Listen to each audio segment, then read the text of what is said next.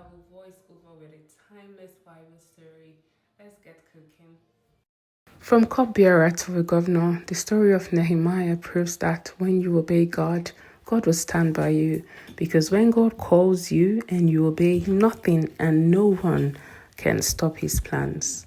When the walls of Jerusalem laid in ruins, its gates were burned, its people were scattered, and there was utter silence. Far away in a palace of Persia, a man named Nehemiah served faithfully as a cupbearer to the king. But when the news of Jerusalem's broken wall reached his ears, his heart broke.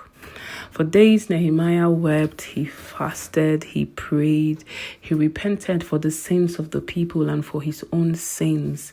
And he asked God for one thing: give your servant favor with the king, because God had put it in the heart of Nehemiah to rebuild the walls of Jerusalem.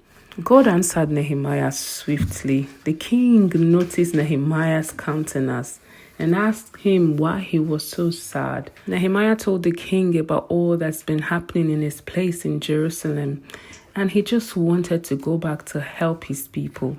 God's gracious hands and favor were on Nehemiah, and the king granted him his request and even gave him accompanying letters so that he would have a safe passage. Not only that, the king also supplied him with materials to help with the gates of Jerusalem. Nehemiah arrived in Jerusalem quietly, but with fire in his spirit. By night, he inspected the ruins. By day, he rallied the people. Let us rise up and build.